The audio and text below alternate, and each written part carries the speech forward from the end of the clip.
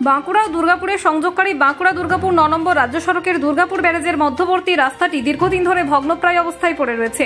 বলা চলে এই রাস্তাটি এখন মরণ কুয়ায় পরিণত হয়েছে। যে কোনো মুহূর্তে ঘটে যেতে পারে বড়সড় দুর্ঘটনা।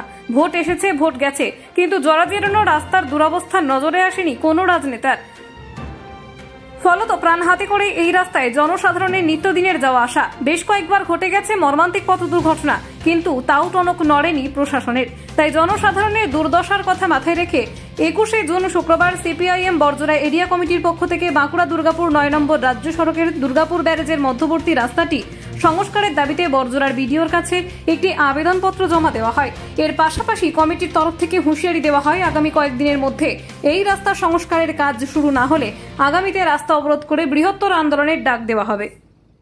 দীর্ঘদিন ধরে যে বাঁকুড়া দুর্গাপুরের যে রাজ্য সড়ক, সেই রাজ্য সড়কে যেখানে হাজার হাজার লরি, বাস, বিভিন্ন যানবাহন, টোটো, অটো, সাইকেলে করে যাতায়াত করে মানুষ, সেই রাজ্য সড়কের ওপর দুর্গাপুর ব্যারেজের মধ্যে যে রাস্তা, সেই রাস্তা প্রায় ভগ্নপ্রায়, ব্যবহারের অযোগ্য হয়ে গেছে।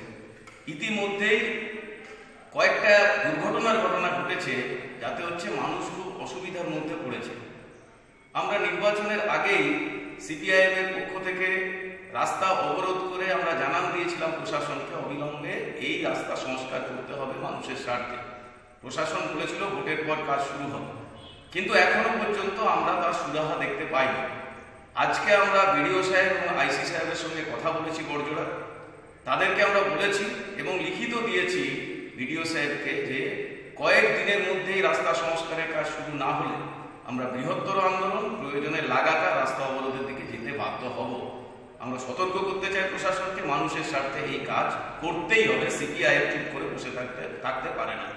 এছাড়া আমরা লক্ষ্য করলাম যে আশুলিয়া থেকে সোনামুখী যাওয়ার যে ভায়া পকন্না রাস্তা, সেই পিচ রোডে অসংখ্য বাস চলে, নিত্যযাত্রীরা যাতায়াত করে।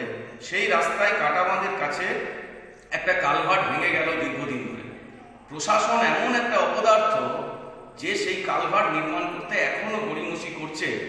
ফলে বাসগুলো ঘুরে ঘুরে এতদিন যাচ্ছিল, আজকে বাস মালিক সমিতি সেই বাসগুলোকে বন্ধ রেখেছে। ফলে দুর্ভোগের মধ্যে পড়েছে নিত্যযাত্রী, ছাত্রছাত্রী, রুগীরা, সাধারণ মানুষরা।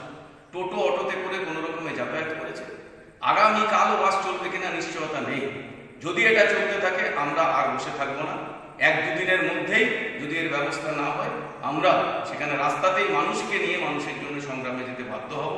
সাধারণ মানুষের কাছে আমরা আবেদন করছি, এই যে মানুষের দুর্ভোগের ঘটনা ঘটে চলেছে রাস্তায়, তার বিরুদ্ধে সিপিআইএম এর এই আন্দোলনে আপনারা সবাই সমবেত